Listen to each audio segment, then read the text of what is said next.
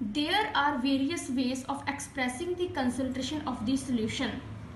First, mass by mass percentage of solution. इसका formula ये है. Mass by volume percentage of the solution. इसका formula ये है. फॉर एग्जाम्पल हमने एक ली है example. A solution consist 40 gram of common salt, 320 gram of water.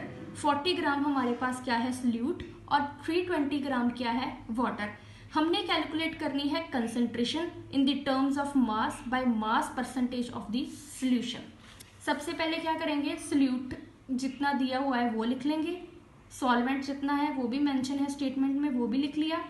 इसका मास फाइंड करना है, दोनों को प्लस करके जितना आया उस पे हम ये फॉर्मूला अप्लाई करेंगे. What is suspension? Non-homogeneous system in which solids are dispersed in liquids are called the suspension.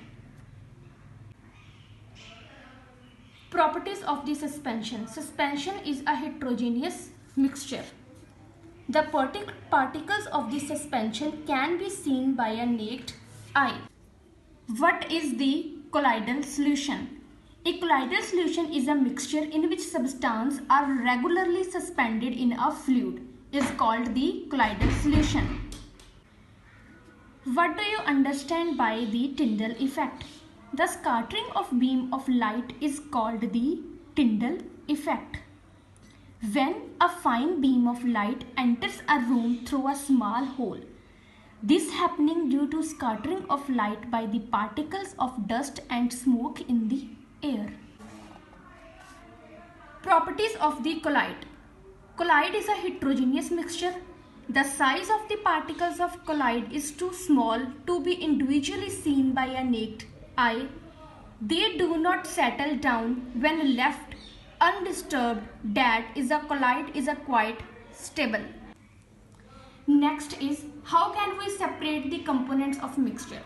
हम मिक्सचर को कैसे सेपरेट कर सकते हैं. बहुत सारे प्रोसेस हैं जिसकी वजह से हम मिक्सचर को क्या कर सकते हैं, अलग कर सकते हैं.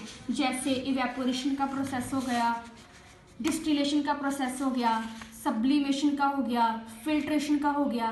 इन सब प्रोसेस की हेल्प